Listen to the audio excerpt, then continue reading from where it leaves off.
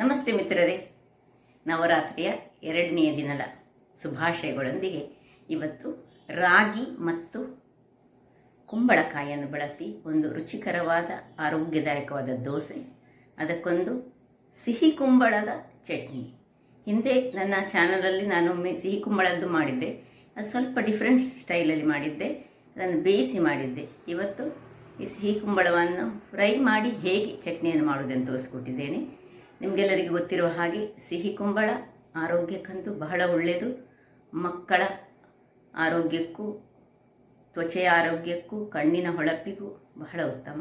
ಅದರೊಂದಿಗೆ ಈ ash guard ಕುಂಬಳಕಾಯಿ ಅದು ಹಾಗೆ ದೇಹಕ್ಕಂತೂ ಬಹಳ ಉತ್ತಮ, ತುಂಬ ತಂಪನ್ನು ಕೊಡುವಂತಹದ್ದು. ಹಾಗಾದರೆ ಬನ್ನಿ, ಈ 2 ದೋಸೆ ಹಾಗೂ ಚಟ್ನಿಯನ್ನು ಹೇಗೆ ಮಾಡುವುದನ್ನು ನೋಡೋ ಮೊದಲು ಯಾರೆಲ್ಲ ನನ್ನ ಚಾನಲನ್ನು ನೋಡ್ತಿದ್ದೀರಿ, ಯಾರೆಲ್ಲ ಇನ್ನೂ ಸಬ್ಸ್ಕ್ರೈಬ್ ಮಾಡಿಲ್ಲ, ದಯವಿಟ್ಟು ಸಬ್ಸ್ಕ್ರೈಬ್ ಮಾಡಿ ಸಪೋರ್ಟ್ ಮಾಡಿ ಅಂತ ಹೇಳುತ್ತಾ ಅಡಿಗೆ ಮನೆಗೆ ಹೋಗೋಣ. ನಮಸ್ತೆ ಮಿತ್ರರೇ, ಇವತ್ತು ಈ ರಾಗಿ ಮತ್ತು ಕುಂಬಳಕಾಯಿಯ ದೋಸೆ, ಅದರೊಟ್ಟಿಗೆ ಒಂದು ರುಚಿಕರವಾದ ಈ ಪಂಪ್ಕಿನ್ನ ಚಟ್ನಿ. ಈಗ ರಾಗಿ 1 ಬೌಲ್ ಆದರೆ ಅರ್ಧ ಬೌಲ್ನಷ್ಟು ನಾನು ಬಾಂಬೆ ರವೆ ಅಥವಾ ಚಿರೋಟಿ ರವೆ ಯಾವ ಸಹ ತಗೊಳ್ಬೋದು.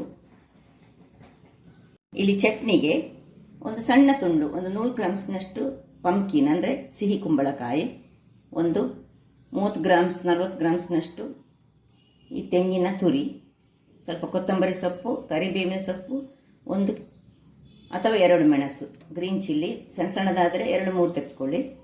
ಈಗ ಮೊದಲಿಗೆ ನಾವೇನು ಮಾಡಬೇಕು ಹೇಳಿದರೆ, ಈ ಚಟ್ನಿಯನ್ನು ರೆಡಿ ಮಾಡೋಣ, ಆಮೇಲೆ ದೋಸೆಯನ್ನು ರೆಡಿ ಮಾಡ್ಕೊಳ್ಳೋಣ. ಇದಕ್ಕೆ ಈ ಒಂದು ಬಾಣಲೆಯನ್ನು ಇಟ್ಕೊಂಡಿದ್ದೇನೆ. ಬಾಣಲೆಗೆ ಸ್ವಲ್ಪ ತುಪ್ಪವನ್ನು ಹಾಕ್ಕೊಳ್ತಿದ್ದೇನೆ. ತುಪ್ಪ ಅಥವಾ ಎಣ್ಣೆ ಯಾವುದರಲ್ಲಿ ಸಹ ಹಾಕ್ಬೋದು. ಹಾಕ್ಕೊಂಡು ಅದು ಸ್ವಲ್ಪ ಬಿಸಿ ಆಗುವಾಗ ಇಲ್ಲಿ ಏನು ಪಂಪ್ಕಿನ್ಗಳನ್ನು ನೋಡಿ ಸಣ್ಣದಾಗಿ ಕಟ್ ಮಾಡಿದ್ದೀನಿ, ಅದರ ನಡುವಿನ ಭಾಗ ನೋಡಿ, ಇದನ್ನು ಸಹ ಬೇಕಿದ್ರೆ ಸ್ವಲ್ಪ ಹಾಕ್ಕೊಳ್ಬೋದು. ಹೂವಿನ ಥರ ಇರ್ತದೆಲ್ಲ, ಸ್ವಲ್ಪ ಸ್ಮೂತಾಗಿ ಬೀಜದ ಸೈಡ್ಗಳಲ್ಲಿ ಅದನ್ನು ಸಹ ಹಾಕ್ಕೊಳ್ಬೋದು. ಅದನ್ನೆಲ್ಲ ಹಾಕ್ಕೊಂಡು ಇದನ್ನು ತುಪ್ಪದಲ್ಲಿ ಸಣ್ಣ ಒಂದು ಉರಿಯಲ್ಲಿ ಹುರಿದುಕೊಳ್ಳೋಣ. ತುಂಬ ದೊಡ್ಡ ಉರಿ ಮಾಡಬೇಡಿ, ಒಮ್ಮೆಲೆ ಕರಟಿ ಹೋಗ್ತದೆ. ಸದಾ ಉರಿಯಲ್ಲಿ ನಾವು ಎಲ್ಲವನ್ನು ಹಾಕ್ಕೊಂಡು ಸಣ್ಣದಾಗಿ ಕಟ್ ಮಾಡಿದರೆ ಅದು ಬೇಗ ಅದು ಬೆಂದು ಹೋದಾಗೆ ಆಗ್ತದೆ. ಅದರಿಂದಾಗಿ ಸ್ವಲ್ಪ ಒಳ್ಳೆ ಇದರದೊಂದು ಹಸಿ ವಾಸನೆ ಇರ್ತದಲ್ಲ, ಅದು ಹೋಗುವ ತನಕ ಸ್ವಲ್ಪ ತುಪ್ಪದಲ್ಲಿ ಹುರಿಬೇಕು. ಒಂದೇ 1 ಚಮಚ ತುಪ್ಪ ಸಾಕು. ಈಗ ಸ್ವಲ್ಪ ಹುರಿದು ಕೊಡ್ತೇನೆ ನೋಡಿ. ಇಷ್ಟ ಆಗುವಾಗ ಒಂದು ಕರಿಬೇವಿನ ಸೊಪ್ಪು ಹಾಕೊಳ್ಳೋಣ. ಅದಕ್ಕೆ ಈ ಕಾಯಿ ಮೆಣಸನ್ನು ಹೀಗೆ ಕಟ್ ಮಾಡಿ ಹಾಕೊಳ್ತಿದ್ದೇನೆ. ಸಣ್ಣ ಉರಿಯಲ್ಲಿ ಇರಲಿ. ಕೊತ್ತಂಬರಿ ಸೊಪ್ಪಿನ ದಂಟಿನೊಟ್ಟಿಗೆ ಸ್ವಲ್ಪ ಕೊತ್ತಂಬರಿ ಸೊಪ್ಪು ಸಹ, ಇದೆಲ್ಲ ಆಪ್ಷನಲ್, ಬೇಕಿದ್ದರೆ ಹಾಕ್ಕೊಳ್ಳಿ, ಇಲ್ಲದಿದ್ದರೆ ತೊಂದರೆ ಇಲ್ಲ, ಇಲ್ಲದಿದ್ದರೆ ಸಾಕ್ತದೆ. ಇನ್ನು ಇದಕ್ಕೆ ಸ್ವಲ್ಪ ಉಪ್ಪನ್ನು ಹಾಕೊಳ್ಳೋಣ. ಎಷ್ಟು ಉಪ್ಪು ಬೇಕಾಗ್ತದೆ ಅಷ್ಟು ಉಪ್ಪನ್ನು ಹಾಕೊಳ್ಳೋಣ. ಇಲ್ಲಿ ಬೇಕಿದ್ರೆ ಬೆಳ್ಳುಳ್ಳಿ ಒಂದು ಹಾಕ್ಕೊಳ್ಬೋದು, ಒಂದು ತುಂಡು ನೀರುಳ್ಳಿ ಹಾಕ್ಕೊಳ್ಬೋದು. ಹಾಕಿದರೆ ಒಳ್ಳೆಯದಾಗ್ತದೆ ನೋಡಿ. ಇಲ್ಲಿ ತೆಂಗಿನ ತುರಿ, ಇದರಲ್ಲಿ ಇಷ್ಟು ತುರಿಯನ್ನು ಹಾಕ್ಕೊಳ್ತಿದ್ದೇನೆ. ಒಂದು ರುಚಿಕರವಾದ ಚಟ್ನಿ ಆ ಒಂದು ದೋಸೆಗೆ. ಈ ಕುಂಬಳಕಾಯಿಯ ರಾಗಿ ದೋಸೆ ಮಾಡ್ತಿದ್ದೇನಲ್ಲ, ಅದಕ್ಕೊಂದು ಚಟ್ನಿಗೆ ಮೊದಲು ಅಂದರೆ ಇದು ಸ್ವಲ್ಪ ತಣ್ಣಗಾಗಬೇಕಲ್ಲ, ಮತ್ತು ಚಟ್ನಿ ಮಾಡುವಾಗ ಅದಕ್ಕೆ ಒಂದು ಸಣ್ಣ ತುಂಡು ಹುಳಿಯನ್ನು ಈಗ ಹಾಕ್ಕೊಳ್ತೇನೆ ನೋಡಿ. ಒಂದು ಸಣ್ಣ, ಎಷ್ಟು ಚಟ್ನಿಗೆ ಬೇಕು ಅಷ್ಟು ಸಣ್ಣ ಹುಳಿಯನ್ನು ಹಾಕ್ಕೊಳ್ತಿದ್ದೇನೆ. ಆಯಿತು, ಇದನ್ನೀಗ ಆಫ್ ಮಾಡಿಕೊಂಡು ಸಾಧಾರಣ ಇದರ ಹಸಿ ವಾಸನೆ ಎಲ್ಲ ಹೋಯಿತು. ಇದನ್ನೀಗ ಆಫ್ ಮಾಡಿ ತಣ್ಣಗಾಗಲಿ ಬಿಡ್ತೇನೆ. ವೀಕ್ಷಕರೇ, ಇದೀಗ ತಣ್ಣಗಾಗ್ತಾ ಇರುವಾಗ ಇಲ್ಲಿ ಒಂದು ತುಂಡು ಕುಂಬಳಕಾಯಿಯನ್ನು ನೋಡಿ, ಇದು ಬೇಡ, ಇದರದ್ದು ಇದು ತೆಗೆದುಕೊಂಡು ಇದಕ್ಕೆ ತುಂಬ ದೊಡ್ಡ ಬೇಡ. ನಾವು ಸಾಂಬಾರಿಗೆ ತಂದಾಗ ಇದನ್ನು ಹೀಗೆ ಮಾಡಿದರೆ ಬಹಳ ಒಳ್ಳೆಯದಾಗ್ತದೆ. ಸಣ್ಣ ಸಣ್ಣದಾಗಿ ಸ್ವಲ್ಪ ಹಾಕ್ಕೊಂಡು ಸ್ವಲ್ಪ ನೀರಿನಲ್ಲಿ ಹಾಕ್ಕೊಳ್ತಿದ್ದೇನೆ. ಸಣ್ಣ ತುಂಡು ಸಾಕಾಗ್ತದೆ, 1 ಬೌಲಿಗೆ ಇಷ್ಟೇ ಸಣ್ಣ ತುಂಡು ಸಾಕು, 100 ಗ್ರಾಮ್ಸ್ನಷ್ಟು, 2ಕ್ಕೆ ಸಹ ಹಾಗೆ. ಸೊ ಇದನ್ನೀಗ ಮೊದಲಿಗೆ ಒಂದು ಮಿಕ್ಸಿ ಜಾರ್ನಲ್ಲಿ ಹಾಕ್ಕೊಳ್ತೇನೆ. ಅದು ಚೆನ್ನಾಗಿ ತೊಳೆದುಕೊಂಡು, ಒಮ್ಮೆ ತೊಳೆದುಕೊಂಡದ್ದೆ ನಾನು ಅದನ್ನು, ಆದರೂ ಸಹ ಇದನ್ನು ಎಷ್ಟು ಸಣ್ಣ ತುಂಡಾಗ್ತದೆ ನೋಡಿ ಅಷ್ಟು ಸಣ್ಣ ತುಂಡು ಮಾಡಿಕೊಂಡು ಮಿಕ್ಸಿ ಜಾರಿಗೆ ಹಾಕ್ಬೋದು. ಇಲ್ಲಿ ಆ್ಯಕ್ಚುಲಿ ಒಂದು ತುಂಡು ನೀರುಳ್ಳಿ ಸಹ ಹಾಕ್ಬೋದು. ಈಗ ನಾನು ನವರಾತ್ರಿ ಟೈಮ್ ಆದ್ದರಿಂದಾಗಿ ಇದಕ್ಕೆ ನೀರುಳ್ಳಿ ಅಥವಾ ಈ ಚಟ್ನಿಗೆ ಸಹ ಹಾಗೆ ನೀರುಳ್ಳಿ ಬೆಳ್ಳುಳ್ಳಿ ಹಾಕ್ತಾ ಇಲ್ಲ. ನೀರುಳ್ಳಿ ಬೆಳ್ಳುಳ್ಳಿ ಹಾಕಿದರೆ ಸಹ ಬಹಳ ಚೆನ್ನಾಗಿ ಬರ್ತದೆ. ಬೇರೆ ಟೈಮ್ನಲ್ಲಾದರೆ ಇದಕ್ಕೆ ಒಂದು ತುಂಡು ನೀರುಳ್ಳಿ, ಇದಕ್ಕೊಂದು ತುಂಡು ಬೆಳ್ಳುಳ್ಳಿ ಹಾಕ್ಬೋದು. ಇಲ್ಲಿ ಸಹ ಹಾಗೆ ಒಂದು ತುಂಡು ನೀರುಳ್ಳಿಯನ್ನು ಹಾಕಿದರೆ ಬಹಳ ರುಚಿಕರವಾಗಿ ಬರ್ತದೆ. ಈಗ ಮೊದಲಿಗೆ ಇದನ್ನು ಒಂದು ಸರ್ತಿ ಗ್ರೈಂಡ್ ಮಾಡ್ತೇನೆ, ಆಮೇಲೆ ಏನು ಮಾಡಬೇಕು ಹೇಳ್ತೇನೆ. ವೀಕ್ಷಕರೇ ನೋಡಿ, ಇಷ್ಟು ಗ್ರೈಂಡ್ ಆಗುವಾಗ ಈಗ ಇದಕ್ಕೆ ಸ್ವಲ್ಪ ಉಪ್ಪನ್ನು ಹಾಕೊಳ್ಳೋಣ, ರುಚಿಗೆ ತಕ್ಕಷ್ಟು ಉಪ್ಪು, ಮತ್ತು ಆಗ ಸ್ವಲ್ಪ ಉಳಿಸಿಕೊಂಡಂತಹ ತೆಂಗಿನ ತುರಿ, ಇನ್ನು ರಾಗಿ ಹಾಗೂ ಈ ರವೆ, ತೆಳು ರವೆ ಆದರೆ ಒಳ್ಳೆಯದಾಗ್ತದೆ, ಬಾಂಬೆ ರವೆ ಅಥವಾ ಚಿರೋಟಿ ರವೆ, ಮತ್ತು ಸ್ವಲ್ಪ ನೀರು. ಎಷ್ಟು ನೀರು ಅಂತ ಯಾಕೆ ಹೇಳಿದರೆ, ನಾನು ನೀರು ನೋಡಿಕೊಂಡು ಹಾಕೊಳ್ಳೋಣ. ಅದರಲ್ಲಿ ಕುಂಬಳಕಾಯಿ ಇರೋದ್ರಿಂದಾಗಿ ಅದರ ನೀರು ಬಿಡ್ತದಲ್ಲ, ಹಾಗಾಗಿ ಸ್ವಲ್ಪ ನೀರು ಒಂದು ಅರ್ಧ ಲೋಟ ಹಾಕ್ಕೊಂಡೆ. ಈಗ ಇದನ್ನು ಗ್ರೈಂಡ್ ಮಾಡಿ ತರ್ತೇನೆ. ವೀಕ್ಷಕರೇ ನೋಡಿ, ಇಷ್ಟು ಗ್ರೈಂಡ್ ಆಯ್ತು. ನಾನು ಅರ್ಧ ಲೋಟ ಪ್ಲಸ್ ಅರ್ಧ ಲೋಟ ನೀರು, 1 ಲೋಟ ನೀರು ಹಾಕ್ಕೊಂಡೆ. ಈಗ ಇದನ್ನೊಂದು ಬೌಲಿಗೆ ಟ್ರಾನ್ಸ್ಫರ್ ಮಾಡೋಣ. ಇನ್ನು ನೀರನ್ನು ನೋಡಿಕೊಂಡು ಹಾಕಬೇಕು. ನಮಗಿದು ಹೇಗೆ ಬೇಕು ಹೇಳಿದರೆ, ಈ ಉದ್ದಿನ ದೋಸೆಯ ಹಿಟ್ಟಿನ ಅದಕ್ಕೆ ನಮಗೆ ಇದು ಬೇಕು ನೋಡಿ. ಇಲ್ಲಿ ಉಪ್ಪು ಸ್ವಲ್ಪ ಬೇಕಿದೆ, ಚೆಕ್ ಮಾಡ್ಕೊಳ್ಳೋಣ. ಅದಕ್ಕೆ ಸ್ವಲ್ಪ ಮಿಕ್ಸಿಗೆ ಸ್ವಲ್ಪ ನೀರನ್ನು ಹಾಕ್ಕೊಂಡು ನಾನು ಹಾಕ್ತೇನೆ. ಯಾಕೆ ಹೇಳಿದರೆ ಇದು ಆಲ್ರೆಡಿ ನಾನು 1 ಲೋಟ ನೀರು ಹಾಕಿದ್ರಿಂದಾಗಿ ಇಷ್ಟು ಆಗಿದೆ. ಹೆಚ್ಚು ನೀರಾಗಬಾರ್ದು, ಹೆಚ್ಚು ದಪ್ಪ ಸಹ ಆಗಬಾರ್ದು. ಸ್ವಲ್ಪ ಒಂದು ಕಾಲು ಗ್ಲಾಸ್ನಷ್ಟು ನೀರು ಹಾಕಿ ಮಿಕ್ಸಿಯನ್ನು ತೊಳೆದ ನೀರನ್ನು ಇದಕ್ಕೆ ನಾನು ಹಾಕ್ಕೊಳ್ತಿದ್ದೇನೆ. ಸಾಕು, ಇದು ಈಗ ರೆಡಿ ಆಯಿತು. ಇದನ್ನೊಂದು ಮುಚ್ಚಳವನ್ನು ಮುಚ್ಚಿಕೊಳ್ಳು. ನಾವು ಒಂದು 10 ನಿಮಿಷ ಹಾಗೆ ಬಿಟ್ಕೊಳ್ಳೋಣ. ಅಷ್ಟೊತ್ತಿಗೆ ನಾವು ಇಲ್ಲಿ ಇದು ತಣ್ಣಗಾಗಿದೆ. ಇದನ್ನು ನಾನು ಒಂದು ಸಣ್ಣ ಮಿಕ್ಸಿ ಜಾರಿಗೆ ಹಾಕ್ಕೊಳ್ತೇನೆ. ಹಾಕ್ಕೊಂಡು ಹುಳಿ ಆಲ್ರೆಡಿ ಉಂಟು. ಈ ಹೊತ್ತಿನಲ್ಲಿ ನೀವು ಅದೇ ಬೆಳ್ಳುಳ್ಳಿ ಬೇಕಿದ್ದರೆ ಬೆಳ್ಳುಳ್ಳಿಯನ್ನು ಹಾಕ್ಕೊಳ್ಬೋದು, ನೀರುಳ್ಳಿ ಹಾಕ್ಕೊಳ್ಬೋದು, ಟೇಸ್ಟಾಗಿ ಬರ್ತದೆ. ಇನ್ನು ಸ್ವಲ್ಪ ನೀರನ್ನು ಹಾಕ್ಕೊಂಡು ಇದನ್ನು ಚಟ್ನಿ ರೂಪದಲ್ಲಿ ನಾವು ಮಾಡ್ಕೊಳ್ಳೋಣ.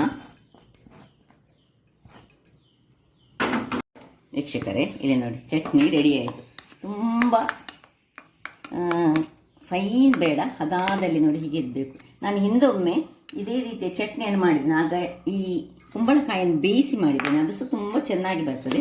ಆಗ ನನಗೆ ನನ್ನ ಸಬ್ಸ್ಕ್ರೈಬರ್ ಒಬ್ಬರು ಸಜೆಷನ್ ಕೊಟ್ಟಿದ್ದರು, ಬೇಯಿಸೋದಕ್ಕಿಂತ ನೀವು ಅದನ್ನು ಚೆನ್ನಾಗಿ ಹೀಗೆ ಫ್ರೈ ಮಾಡಿ ಅಂತ.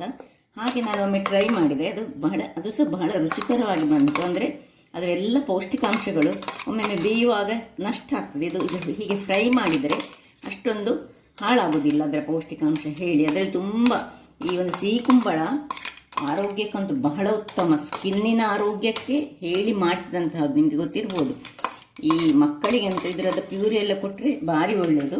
ಈಗ ಇದಕ್ಕೊಂದು ಸಣ್ಣ ಒಗ್ಗರಣೆ ಅನಿಸಿಕೊಳ್ಳೋಣ. ಇಲ್ಲಿ ನಾನು ಒಂದು ಬಣಲೆಯನ್ನು ಇಟ್ಟುಕೊಂಡಿದ್ದೇನೆ. ಇದಕ್ಕೆ ತುಪ್ಪ ಸಹ ಹಾಕ್ಕೊಳ್ಬೋದು. ನಾವು ತುಪ್ಪದಲ್ಲಿ ಫ್ರೈ ಮಾಡಿದಿಂದಾಗಿ ತುಪ್ಪ ಸಹ ಹಾಕ್ಕೊಳ್ಬೋದು. ತುಂಬ ಎಣ್ಣೆ ಬೇಡ. ನೋಡಿ ಸ್ವಲ್ಪ ಎಣ್ಣೆಯನ್ನು ಹಾಕ್ಕೊಂಡು ಒಂದು ಸಣ್ಣ ಒಗ್ಗರಣೆಯನ್ನು ಕೊಡೋಣ. ಎಣ್ಣೆ ಬಿಸಿ ಆಗಲಿ. ಬಿಸಿ ಆಯಿತು ಎಣ್ಣೆ. ಸ್ವಲ್ಪ ಸಾಸಿವೆ, ಒಂದು ರೆಡ್ ಚಿಲ್ಲಿ, ಕರಿಬೇವಿನ ಸೊಪ್ಪು, ಬೇಕಿದ್ರೆ ಚೂರು ಕೊತ್ತಂಬರಿ ಸೊಪ್ಪನ್ನು ಚೂರು ಮಾಡಿ ಸಹ ಹಾಕೊಳ್ಬೋದು. ಸಾಕು, ಆಫ್ ಮಾಡಿಕೊಂಡು ಅದರ ಬಿಸಿಯಲ್ಲಿ ಇದೊಂದು ಚೂರು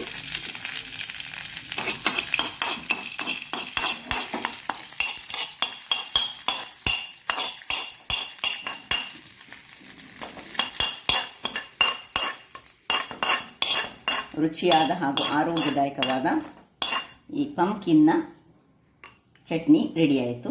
ಈಗ ಇದೇ ಇದರಲ್ಲಿ ನಾವು ಬಾಣಲೆಯನ್ನು ಇಟ್ಕೊಳ್ಳೋಣ.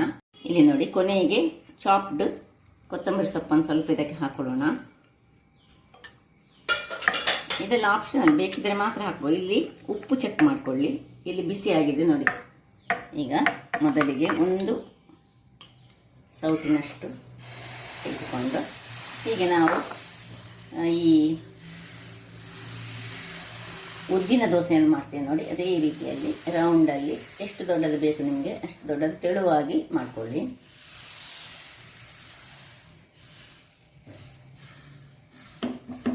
ಇನ್ನು ಇದರ ಮೇಲೆ ಸ್ವಲ್ಪ ತುಪ್ಪ ಜಸ್ಟ್ ಹೀಗೆ ಮಾಡಿಕೊಂಡು, ಮತ್ತು ಸೈಡ್ಸಿಗೆ ಸ್ವಲ್ಪ ತುಪ್ಪ ಹಾಕ್ಕೊಂಡು ಮುಚ್ಚಳವನ್ನು ಮುಚ್ಚಿಕೊಂಡು ಬೇಯಿಸ್ಕೊಳ್ಳೋಣ. ಇಲ್ಲಿ ನೋಡಿ, ಇನ್ನೊಂದು ನಾನು ಇದರದ್ದು ಕಬ್ಬಿಣದ ಕಾವಲಿಯನ್ನು ಇಟ್ಟಿದ್ದೇನೆ. ಎರಡರಲ್ಲಿ ಸಹ ಚೆನ್ನಾಗಿ ಆಗ್ತದೆ. ಈ ಕಬ್ಬಿಣದ ಕಾವಲಿ ಒಳ್ಳೆ ಬಿಸಿಯಾಗಿದೆ ನೋಡಿ. ಸ್ವಲ್ಪ ನೀರನ್ನು ಹಾಕ್ಕೊಂಡು ಅದರದ್ದು ಹೀಟನ್ನು ಬ್ಯಾಲೆನ್ಸ್ ಮಾಡಿಕೊಳ್ಳೋಣ. ಇನ್ನು ಅಡಿಗೆ ಸ್ವಲ್ಪ ಇದರಲ್ಲಿ ಮತ್ತು ದೊಡ್ಡ ದೊಡ್ಡದ ಅಗಾಲದಲ್ಲಿ ಮಾಡಲಿಕ್ಕೆ ಅಷ್ಟು ಆಗೋದಿಲ್ಲ. ಸ್ವಲ್ಪ ತುಪ್ಪವನ್ನು ಹಾಕ್ಕೊಂಡು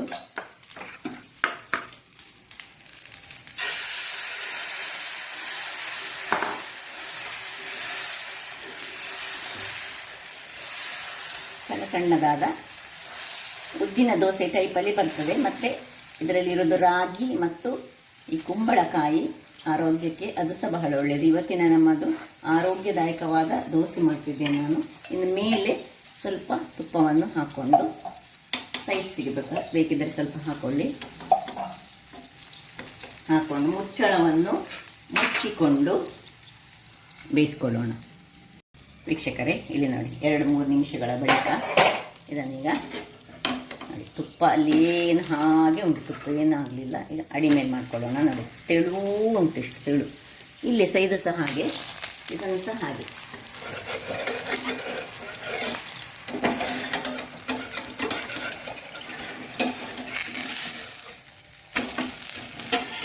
ತೆಳುವಾದ ದೋಸೆ ರೆಡಿ ಆಗ್ತಾ ಉಂಟು. 1-2 ನಿಮಿಷ ಹೀಗೆ ಅಡಿ ಮೇಲಲ್ಲಿ ಇಟ್ಕೊಳ್ಳೋಣ. ವೀಕ್ಷಕರೇ, ಆಯ್ತು ನೋಡಿ, 2 ನಿಮಿಷಗಳ ಬಳಿಕ ನೋಡಿ ಎಷ್ಟು ತೆಳು ನೋಡಿ, ಹೇಗೆ ಉಂಟು ನೋಡಿ. ಇದು ಸಹ ಹಾಗೆ, ಇದು ಚೂರು ಕಾಯಲ್ಲಿ ಕಾಯ್ತಾ ಉಂಟು, ಆಗಲಿಲ್ಲ. ಅದರಿಂದಾಗಿ ಸ್ವಲ್ಪ ಅಡಿ ಮೇಲಲ್ಲಿ ಕಾಯಿಲಿ. ಇಲ್ಲಿ ಚಟ್ನಿ ರೆಡಿಯಾಗಿದೆ, ದೋಸೆ ರೆಡಿಯಾಗಿದೆ. ಇನ್ನು ತಿನ್ನೋದೊಂದು ಮಾತ್ರ ಬಾಕಿ.